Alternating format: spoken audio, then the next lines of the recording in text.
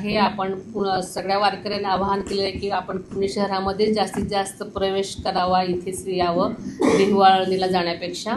आणि त्यांच्या मार्गावर जे येणाऱ्या ज्या महानगरपालिकेच्या शाळा आहेत तिथेच त्यांना आपल्याला माहिती आहे की ऑरेंज अलर्ट जाहीर केलेला आहे। आपण सगळ्या वारकऱ्यांना आवाहन केलं आहे की आपण पुणे शहरामध्ये जास्तीत जास्त प्रवेश करावा, इथेच यावं देहू-आळंदीला जाण्यापेक्षा।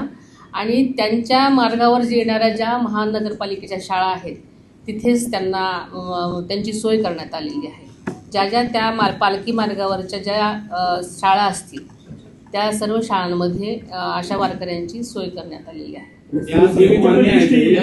अनुदानाचं काय, कारण त्यांचे मुक्काम पहिले तिकडे ठरलेले होते, तिकडे त्यांची जेवणाची व्यवस्था होती। आता इथे शाळेत ठेवल्यानंतर त्यांच्या जेवणाचं, खाण्याचं, पाण्याचं काय?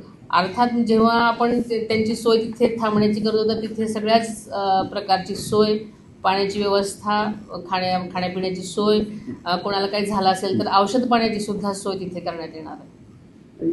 देहूमध्ये प्रस्थान आहे तिथे नेमकी काय आचारसंहिता ठेवली आहे का वारकऱ्यांसाठी? कारण की मोठ्या संख्येने वारकरी येऊ शकतात तिथं।